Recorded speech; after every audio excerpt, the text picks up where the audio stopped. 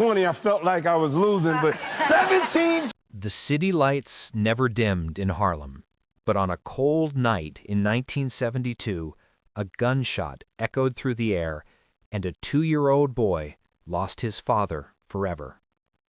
That boy would grow up to become Sean "Diddy" Combs, one of the richest, most powerful men in music, a fashion icon, a record producer, a cultural force. But before the Grammys, before the platinum records, and before the name Diddy became global, there was just Sean, sitting silently in a small apartment with a mother who never cried in front of him, even after the man she loved was taken from her. This is not the story of success. This is the story of survival, of growing up without answers, of building an empire on top of a wound no one could see. Tonight, we're pulling back the curtain on the untold tragedy behind hip-hop's mogul. What really happened to the father of Sean Combs, and how did that moment shape the boy into the legend? Let's go back to the silence after the shot. Before the world knew the name Diddy, there was Sean John Combs, born on November 4th, 1969, in the thick heartbeat of Harlem, New York. His was a city of extremes: jazz on the corner, sirens down the street, dreams rising as quickly as they were shattered. But at home, things were quieter. After the death of his father, his mother Janice made a choice. To protect her son from Harlem's shadows, she moved them to Mount Vernon, a small suburb north of the city. It was a fresh start, but the echoes of that early loss followed them like a ghost. Sean was different. He walked fast, talked faster, and dreamed even faster than that. At a Catholic boys' school, he earned the nickname Puff, because whenever he got angry, he would huff and puff like a storm coming in. But that storm wasn't about rage. It was hunger. He wanted more. He briefly attended Howard University in Washington, D.C., where he majored in business, but his real education happened back in New York, in the studios and offices of Uptown Records. Starting as an intern, Sean didn't just fetch coffee, he rearranged the room. He had a sixth sense for talent, style, and sound. Soon, he was producing records that didn't just play, they exploded. But it wasn't enough. In 1993, he launched his own label, Bad Boy Records, and rewrote the rules of hip-hop. He discovered and nurtured icons like the notorious B.I.G., Faith Evans, 112, and Mace. When Biggie was murdered in 1997, Sean responded not with silence, but with a global hit, I'll Be Missing You, turning personal grief into an anthem for millions. Diddy became more than a producer. He became a brand. From clothing lines like Sean John to vodka empires to reality TV, he extended his reach into every facet of American culture. He wasn't just making money, he was rewriting what power looked like for a black man in America. Yet, through all the fame and fortune, there was always a flicker in his eyes, a flicker of something unresolved. Because even when standing at the top, there's a part of you that never forgets being the child who lost his father too soon. He had the spotlight, but he also had shadows. And those shadows, they began with Melvin Combs, the father who disappeared far too early and whose story was never fully told. The name Melvin Earl Combs rarely appears in headlines, but his absence carved the deepest shape in Sean's life. Before the tragedy, Melvin had served honorably in the U.S. Air Force, a disciplined man with sharp suits, a clean fade, and a quiet intensity. Friends described him as smart, ambitious, and always looking over his shoulder, a byproduct of the streets he couldn't quite escape, even after his military service. After returning to civilian life, Melvin tried to find his place back in Harlem, a neighborhood where opportunity came dressed as risk. While some reports claim he had ties to known drug kingpin Frank Lucas, no charges were ever filed. And whether he was a player in that dangerous world or simply standing too close to it, no one can say for sure. What is certain is this. On a winter night in 1972, Melvin Combs was shot dead in his car near Central Park West. He was just 33 years old. At that time, Sean was barely 2. His mother, Janice Combs, was left to raise him alone, with no husband, no wealth, and no safety net. A former model and a part-time teacher's assistant, Janice was beauty and backbone. She had long legs, a powerful stare, and a heart that refused to break. Friends say she never let Sean see her cry about Melvin's death. Instead, she worked overtime shifts, ironed his shirts with precision, and reminded him every morning before school, "You are not less than anyone." In a 2006 interview, Diddy would later reflect, "My mom was my superhero. No excuses, no pity. She gave me pride." She would walk him to school through snowy streets, pack him hot lunches in thermoses. On Sundays, she'd let him sit on the couch and comb through old photo albums, the only place he could still see his father's face. Sean once asked her, "Why don't we have a man around like the other kids?" She didn't answer. She just kissed his forehead and whispered, "You'll be stronger because of it." There was no therapy, no luxury grief. Janice built walls of steel around their little home in Mount Vernon, creating a bubble of safety within a world that didn't feel safe. She taught Sean how to tie a tie, balance a checkbook, and walk with his chin up, because in her eyes, there was no room for weakness. And yet, and even in her strength, there were moments, quiet ones. Sometimes Sean would wake up in the middle of the night and see the light under her bedroom door. He'd tiptoe in and find her staring at nothing, a photo of Melvin beside her, candle burning low. She never spoke about the details of his death, not until Sean was much older, but the silence itself was a lesson. Some pain is too sacred for words. That pain would later become a fuel source. Sean often said he didn't just want to succeed, he had to, because failure would mean that Melvin's death was meaningless and that Janice's sacrifice was wasted. His hunger was never about the charts or the cash, it was about redemption. For a boy who never knew his father, success was the only way to say, "I'm still here. You didn't die for nothing." In many ways, Melvin Combs became the ghost that guided Sean, and Janice, she became the armor. This duality of grief and grit shaped everything that would come next. But to understand how deep that wound ran, we have to go back. To the night it all changed. To the shot that echoed through Harlem and changed a child's world forever. It was a cold evening in January 1972 when the life of Melvin Combs came to a sudden, brutal end. The sun had long set over New York City, casting a metallic glow on the streets near Central Park West. The neighborhood was quiet, the kind of quiet that always feels unnatural in a city that never sleeps. But that night, the silence was broken by a single sharp sound, a gunshot that pierced not just the air, but the life of a family forever. Melvin was found slumped in the driver's seat of his car, shot dead at just 33 years old. The official reports were brief. The papers noted that he was connected to known associates involved in the drug trade, but that Melvin himself was never officially charged with any crime.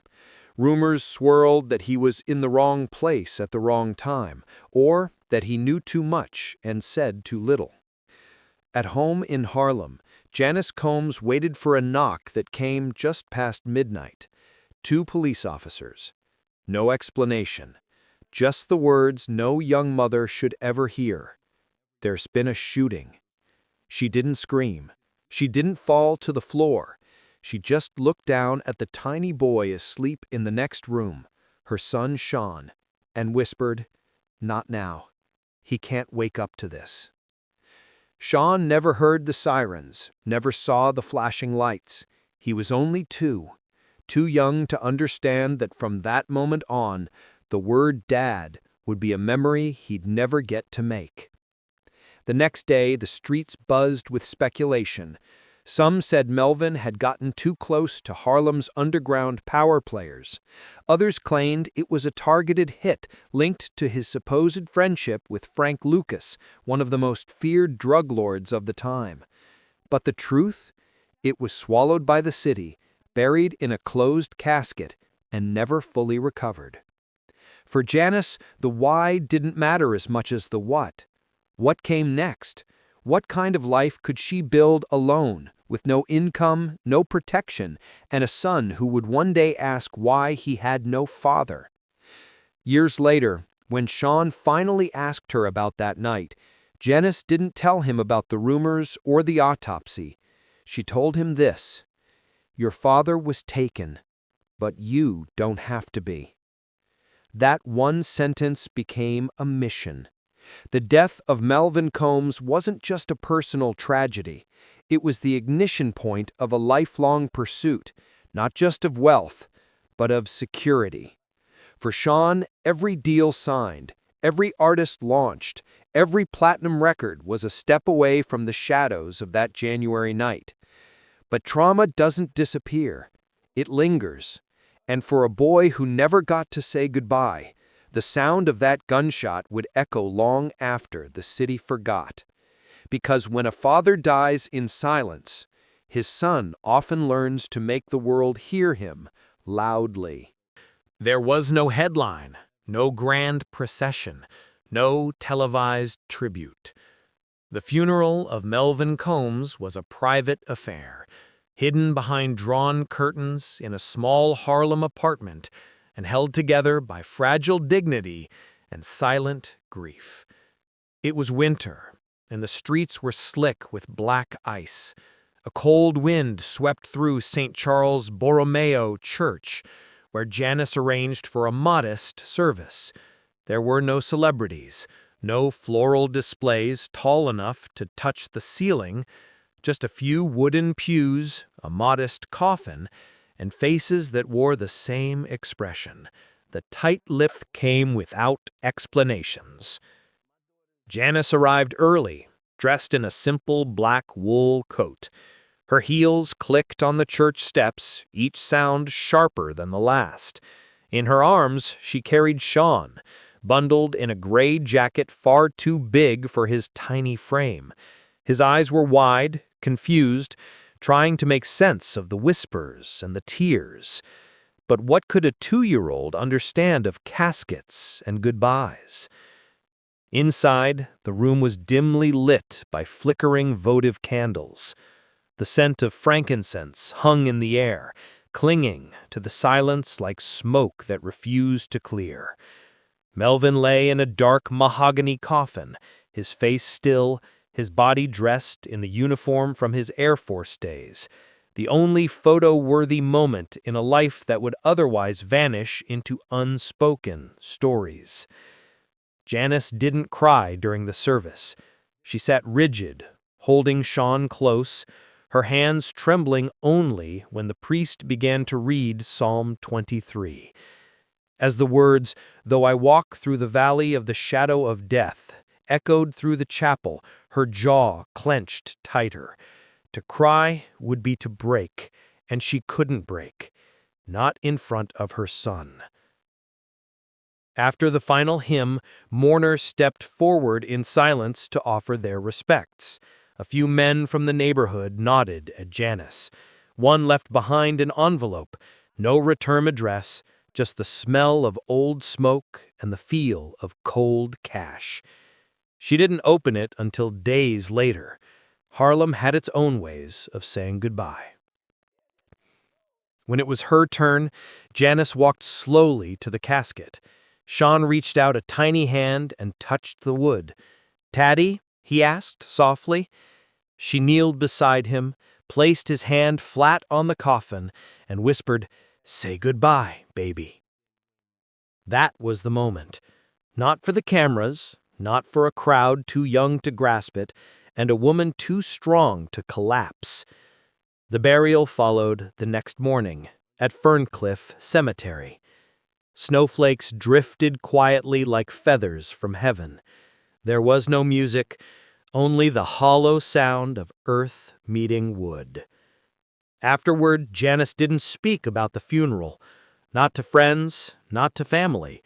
The memory stayed locked away like a photo she couldn't bear to frame. But Sean, even as he grew into power and fame, that day never left him. It was his first memory of loss, the first time he saw silence fall heavier than noise, the first lesson in finality.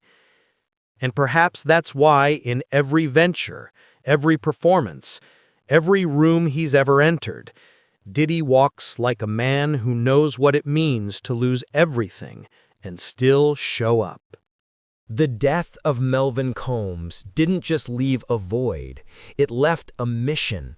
For Sean, the absence of a father became a permanent ache, a hunger that couldn't be filled with fame or fortune. While other kids grew up with guidance, Sean grew up with questions. But instead of letting the pain paralyze him, he turned it into fuel. From a young age, he understood that no one was coming to save him. That truth hardened into resolve. He ran faster, worked longer, dreamed louder. At Howard University, he didn't just study business, he devoured it. When others partied, he strategized. When others slept, he plotted his takeover of the music world. Losing a father had taught him something invaluable. You only get one shot, and no promises come with it. But grief isn't a straight line. There were nights when it pressed in like smoke. Quiet moments where even the most powerful man in hip-hop became the boy in Mount Vernon, staring at a wall where no photo of his father hung. In interviews, he rarely talked about Melvin, not because he forgot, but because the pain was too foundational. To remove it would be to unravel the very thread of who he had become. Instead, Sean paid tribute in his own way. He built empires so his children would never feel the uncertainty he once lived with. He overachieved, not out of ego, but out of a need to protect. The bodyguards, the lavish estates, the business control, all of it came from a single childhood truth. If I don't protect us, no one will. In 1997, after the murder of his close friend, the notorious B.I.G., Sean released I'll Be Missing You, a track wrapped in mourning, dedicated to Biggie, but layered with older grief. Fans didn't know it, but part of that song was also for Melvin, for the goodbye he never got to say.